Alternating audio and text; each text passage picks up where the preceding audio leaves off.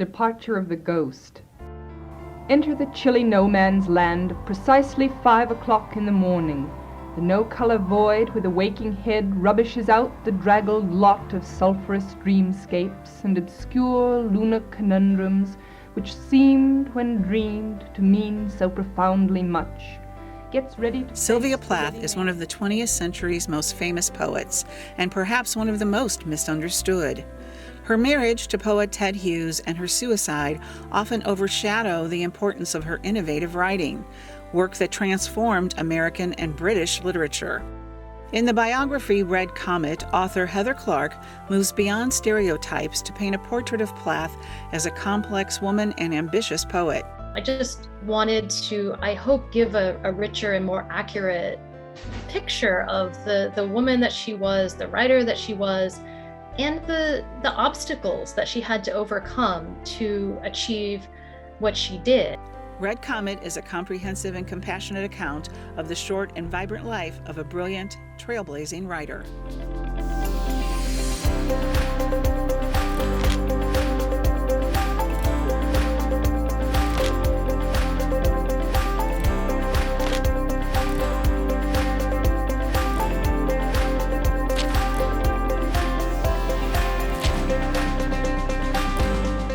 Heather Clark, thanks for being with us here today to discuss your book, Red Comet, The Short Life and Blazing Art of Sylvia Plath. Quite a work. And you had published a previous book on Plath. What made you want to write this one, Red Comet? You know, my biography, believe it or not, is the 11th biography of Sylvia Plath. I figured that out the other day. And so one thing that kept coming up when I was thinking about writing this book and when I had just started out was this question of why another biography of Sylvia Plath, right? And I asked myself that many times, and other people would ask me that. And there was always this sort of edge of skepticism, maybe quite deep skepticism of what's the point? And my answer is that, well, first of all, there had not been a kind of, I thought, long, serious, in-depth, critical biography of Sylvia Plath. So all of them were on the shorter side. I mean, much shorter, like 300 pages or so, which is fine. I mean, that I have no problem with short biographies, but I just felt like, you know, she really deserved that doorstopper. And I felt that she'd been pathologized in the past on television and movies and even past biographies as this sort of cliche of the death-obsessed writer or the hysterical woman writer. I felt like she was better known for the manner in which she died almost than for her trailblazing poetry. And I mean, not amongst academics, not amongst feminists, where her reputation was, I think, you know, really stellar, but I just mean sort of in the popular imagination. Like when I would tell people I was writing about Sylvia Plath, the first thing they would say was, oh, isn't that that crazy writer who put her head in the oven? Like that was, and I just thought, this is awful. This is just a travesty. She's one of the most brilliant writers of the 20th century. And this is always the first thing that comes up. And so that kind of lit the fire. And I guess it was a sense of anger, right? That I just wanted to show everyone how important she was and how brilliant she was and what a cerebral writer she was and innovative, influential, all of that. So that was sort of the ideological background. And then there were a lot of reasons to embark upon a new biography now, because Sylvia Plath's collected letters were published in 2018, all of them that we know of, all of her surviving letters. So I knew that was coming down the pike when I started the book in 2010. So I knew there would be just this huge cache of letters to draw from. Ted Hughes's archive was still relatively unmined. Ted Hughes, Sylvia Plath's husband, died in 1998, and his archive ended up at the British Library at Emory University. And so there were thousands and thousands of papers there. So I thought, okay, I need to go through that as well. And then the third thing was that in about 2019 or so, right when I was finishing up the book, serendipitously, this amazing archive came to light. belonging to a writer named Harriet Rosenstein. And she had started a Plath biography in the 1970s, but she never finished it. But she had interviewed scores of people who had known Sylvia Plath, and she interviewed them just a few years after Plath's death. So she had these amazing anecdotes and interviews and memories from people who, their memories were fresh, is what I'm trying to say. Whereas when I interviewed a lot of the same people, it was 50 years later. So, and also a lot of these people had passed away in the intervening years. So this archive was like a treasure trove. So I was sort of racing there at the end to get a lot of this new information into the book. You broke her life down into several year increments. So it's a very detailed look at this complex person. She wanted a full life. She wanted the family. She wanted love. She wanted her career. And that was a difficult thing to pull off in the 1950s. Yeah. So we kind of see her emerge as in the formation of a writer, as well as a woman of her time, overcoming a lot of that. Yeah, that's exactly the image of Plath that I wanted to bring to light was the question that I kept asking myself throughout the course of this book was, how did Sylvia Plath become the writer that she became? And I know that sounds like a sort of simplistic question, but that was that was what guided me through moments when I started to feel really overwhelmed by how many more manuscripts I had to get through, how many more letters I had to read, because there were just thousands and thousands of pieces of paper that I had to look at to write this book. But if I just sort of kept my mind on that one question, how did she become the writer that she became? It just, the task seemed less overwhelming and onerous. So yes, I wanted to give the reader a sense of a literary life. And I also wanted to give them a sense of, as you say, like how difficult it was for her as a woman in the 1950s to become a great writer. And that was an ambition that she had since she was a child. She knew she wanted to write from the time she was 8 years old. She published her first poem. She was sort of a child prodigy in the sense that she could write in these almost perfect metrical forms, from a very young age. And she would write sort of complex poems when she was age 11, age 12. So she always knew that was the direction she wanted to go in. But of course, she lived in this society where women were second-class citizens, sort of legally and socially. So I just wanted to give the reader a sense of how strong she was in that way and how hard she had to work to overcome these societal obstacles to achieve what she did. Yeah, I think a lot of that really comes through. One thing that you do that I really appreciated was you correlate events in her life to works so clearly. Like oftentimes it's the bell jar or Ariel, but you kind of look at, here's where some of this may have been written about.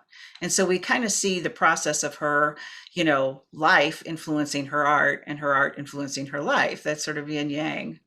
Yeah, and she's someone who was quite an autobiographical writer in some ways. Although sometimes I think this word confessional poet that gets thrown around a lot is a little bit misleading, because in her poems she's not giving us specific details about her life. She's often using these personae or different characters to kind of get at things that are happening in her life, and she uses a lot of classical myth and things like that. So and she a lot of literary allusions and artistic influences. So it's not like she's just like all of this is just gushing out of her. I think her poems are so carefully crafted that word confessional can throw us off sometimes, and it sort of sometimes makes us lose track of the artfulness, right, of her work and how seriously she approached these things as art and not just straight memoir, right? But I wanted to also give the readers a sense of the politics of the time. And often Sylvia Plath is, or used to be, regarded as a writer who was not that interested in politics and history. And I actually found that the opposite was true. I think she was so interested in the world in which she lived, in the times in which she lived. And for example, some of the most famous poetry that she ever wrote was written the week of the Cuban Missile Crisis in October of 1962. And that just fascinated me. And this sort of passed a lot of critics by. And I started to connect the dots, right? When I realized the time at which she was writing and how that influenced her poems. So I just wanted to, again, get across to the reader that she was this very politically engaged person, even if she wasn't, leading political committees or that sort of thing. She was very much against the nuclear bomb. She was out marching against that, and she was a pacifist. So anyway, she was more engaged, I think, with her world than she's been given credit for. A lot of her childhood seemed to be affected. Well, she lost her father at a young age. I think she was about 8. Is that correct? Yeah. How do you think that affected her later on, the death of her father, Otto? Yeah, I think I was sort of reacting against this strand in Plath biography that pitted that event as sort of the most important event in her life, and it had almost become a cliche of Plath biography that losing her father at such a young age had almost like put her on a course toward suicide. And I tried to just complicate that a little bit, because I actually think the more influential relationship she had was with her mother, who was of course there throughout her life. But of course, I do think losing her father was traumatic. I mean, it couldn't have been otherwise. And the way in which he died was a source of resentment for her, because he died from complications of diabetes, but he didn't know that he had diabetes. He just sort of deteriorated and decided that he had a terminal illness, this terminal cancer, and just decided, I'm not going to the doctor. And which is so sad, because if he had been seen in time, he could have lived. His diabetes could have been treated. And so, but it was too late. And so Sylvia Plath felt this kind of resentment that why didn't he, right? Why didn't he try harder to live? Or why didn't my mother force him to see a doctor? And of course, one of her most famous poems is Daddy. And it's this really quite angry poem addressed to a father figure who has left the child. Although it's also, as one critic has said, it's also a bit of a love poem as well. Your book got almost downright juicy at times with the accounts of her romances and male suitors, and she had a lot of men interested in her. She was quite beautiful. But what do you think was the most formative period of her life? Did that form her, or other times? Yeah, it's such a good question. It's hard to choose in a sense. I guess if from a literary perspective, I think that her time at Cambridge, where she met Ted Hughes and her writing started to change, was very important. And I would say sort of 1956 to kind of 1959 or 1960 was a really important period for her, because she was someone who had always felt this desire to write in a kind of stronger way, a bolder way. She was horrified by this idea that she'd be called a lady poet, right? And that her poetry would not be taken seriously, that it would be seen as sort of too precious and too well-mannered and too sweet. And she said, I want to break out of my glass caul, C-A-U-L, like this. She wanted to break through. And Ted Hughes felt the same way in a sense. I mean, it wasn't as gendered, but he felt like British poetry at the time was really too genteel. That was the word that was thrown around. He wanted to break through as well. So they almost worked as this team to shock British poetry out of submission.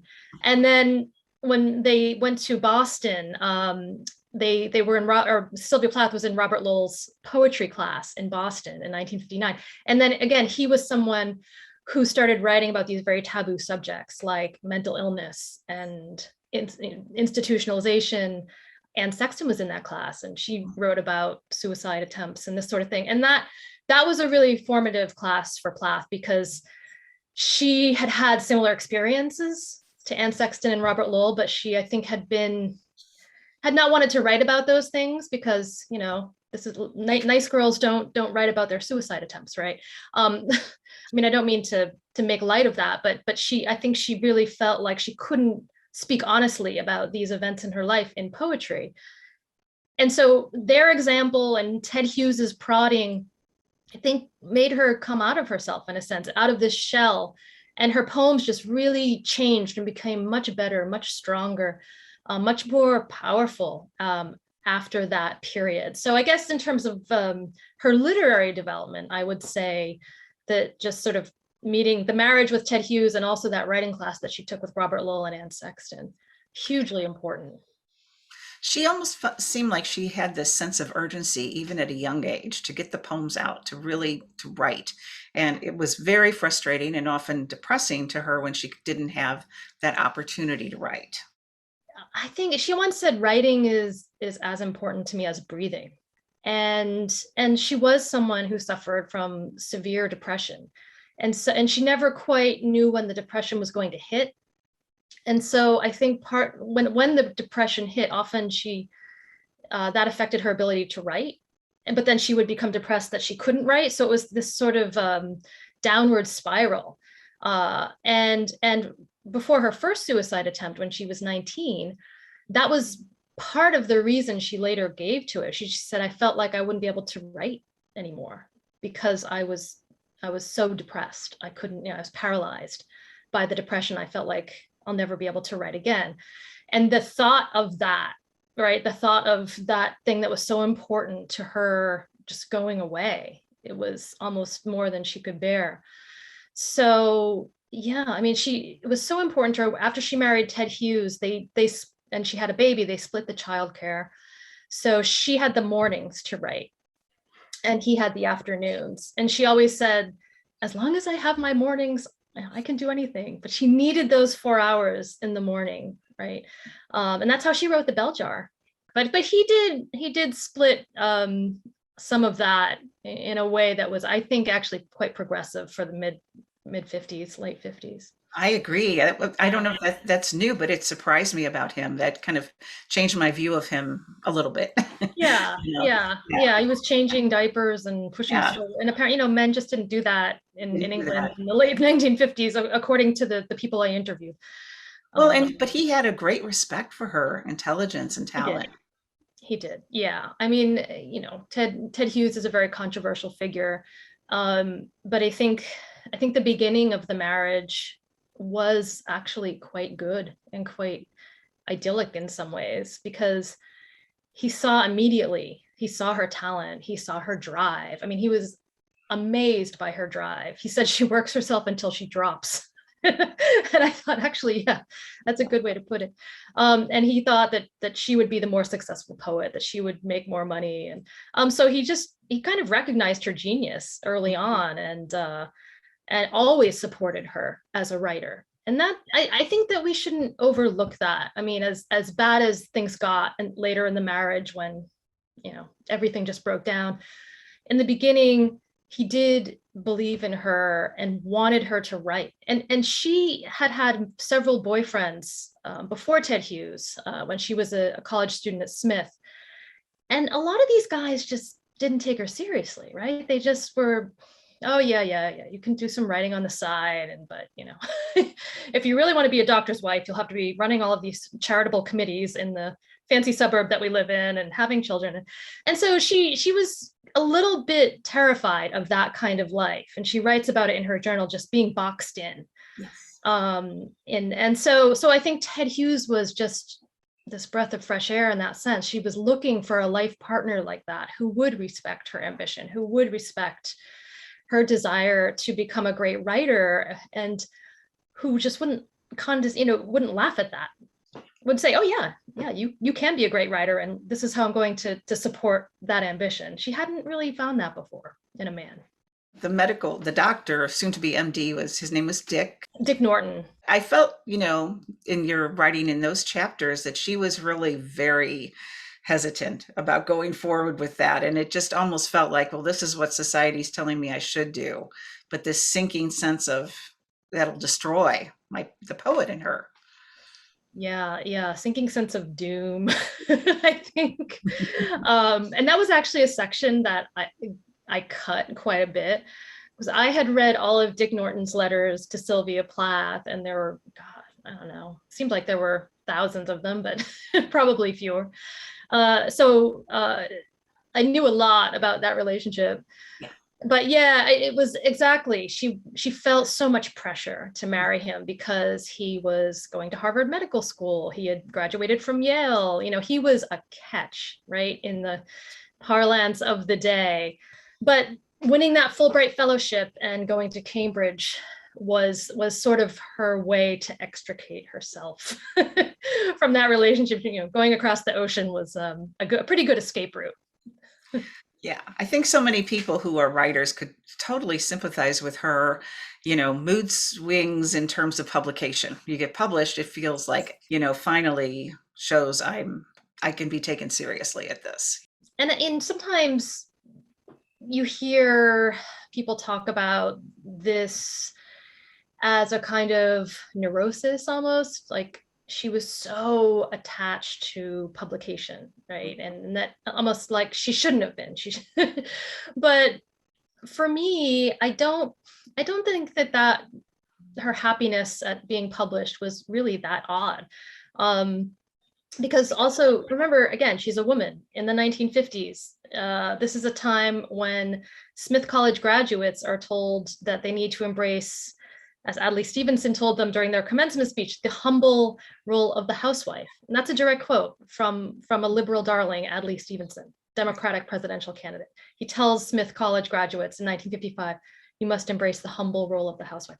This is what Plath is being told at her college graduation. So, when she's published in Mademoiselle and the Christian Science Monitor and other papers and the New Yorker, and she's thrilled.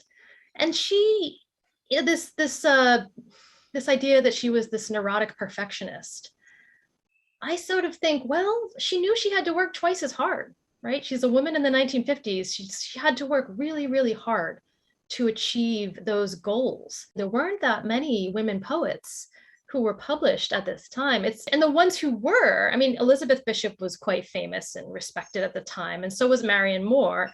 But for Plath, she liked their poetry. She respected them as poets, but as role models, as sort of female role models, she didn't really look to them because she wanted a family. She wanted children. She wanted a husband. She wanted all of that.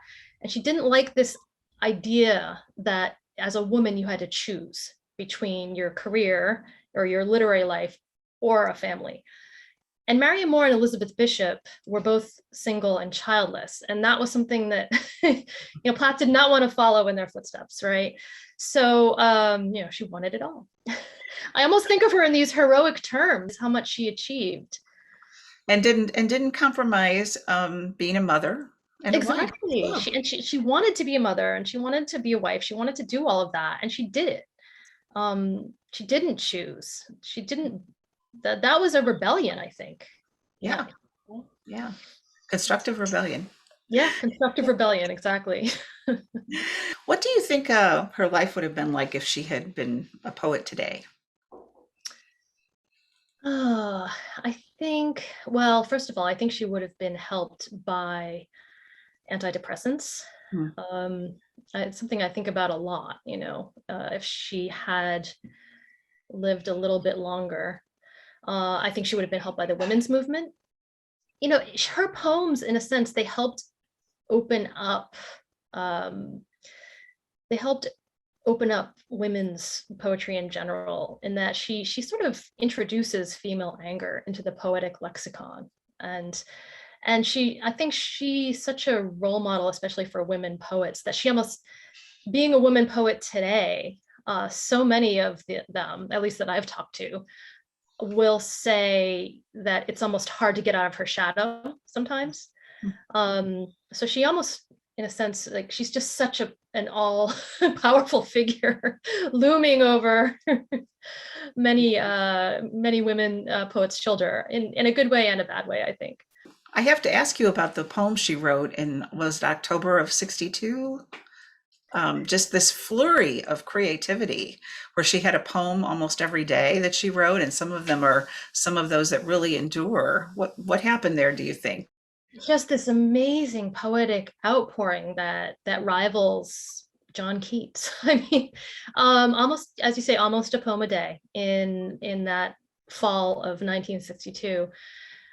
I think part of it had to do with the fact that her beloved husband, Ted Hughes, had left her and had embarked upon an affair with another woman. She was devastated. She had two young children by this time, ages about, roughly sort of 1 and 3. And she was on her own. And that's when the poetry really starts, after Ted Hughes leaves. That's when the sort of, I would say, better poems began. And I think she was sort of riding the waves of her fury. There were a lot of emotions there, and quite a few of these poems are poems that are angry, but almost in a kind of celebratory way. And she's sort of taking aim at patriarchy in general. There's a very famous last line of her poem, "Daddy, Daddy, Daddy, you bastard, I'm through."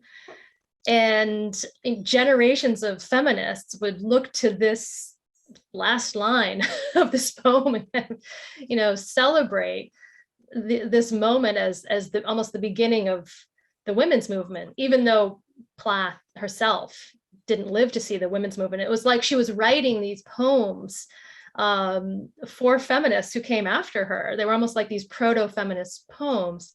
A picture emerges of a very assertive woman who's like, I'm going to assert my way in the world. And that totally blows the mythology of her as this damaged, depressive, heading towards suicide every day of her life sort of person. It wasn't that way at all. Yeah, and I'm glad to hear you say that, because if I had a goal, in writing this book, that was it. Just sort of changing our perception of Sylvia Plath, and not reading her life backwards, right? From as if every act was an act towards suicide, and sort of concentrating on her commitment to art and not death.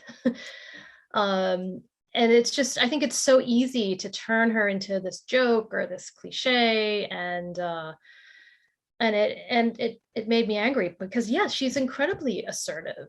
She's not this passive, fragile figure. She's so strong, so determined, and also just incredibly witty and humorous and cerebral. I mean, The Bell Jar is actually a pretty funny book. There's a lot of, it's black humor a lot of the time, but she's quite good at humor, and I think that sort of gets lost as well. And of course, I don't want to whitewash her mental illness or her depression in any way, but I just didn't want that to be the central part of the story, because her depression was so episodic, and when it struck, it was really bad. But her day-to-day life was not hampered by depression, right? On a daily basis. She had these sort of very clear-cut episodes of it, but mostly she led a very productive and happy life.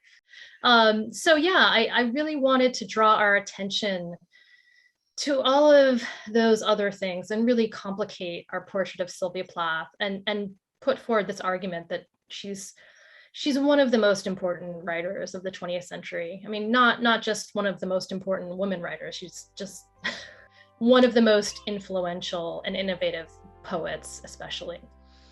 Heather Clark, her book is Red Comet, The Short Life and Blazing Art of Sylvia Plath.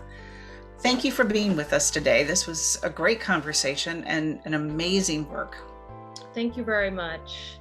Red Comet is available at Left Bank Books, in the store, and online.